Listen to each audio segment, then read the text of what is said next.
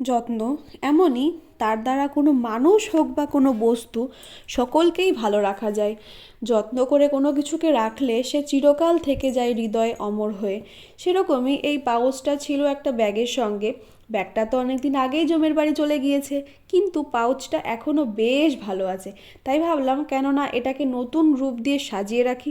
সাজিয়ে রাখলে জিনিসটা যত্নেও থাকবে, দেখতে ভালো লাগবে এবং মনে শান্তি হবে। তো এখানে আমি করেছি মৎস্য মহারানী।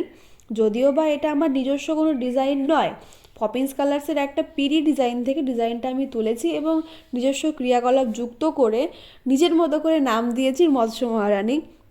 তোমাদের ডিজাইনটা কেমন লাগলো অবশ্যই কমেন্টে জানিও।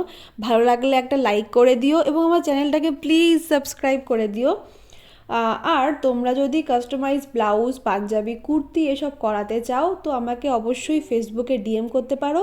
আমি তোমাদের খুব রিজনেবল প্রাইসের মধ্যে করে দেওয়ার চেষ্টা করব। আমি নিচে আমার ফেসবুক পেজ এবং প্রোফাইলের আইডিটা মেনশন করে দিচ্ছি, তো আমাকে অবশ্যই জানিও। তোমরা সকলে খুব ভালো থাকো, সুস্থ থাকো, এটুকুই কামনা করি। নমস্কার।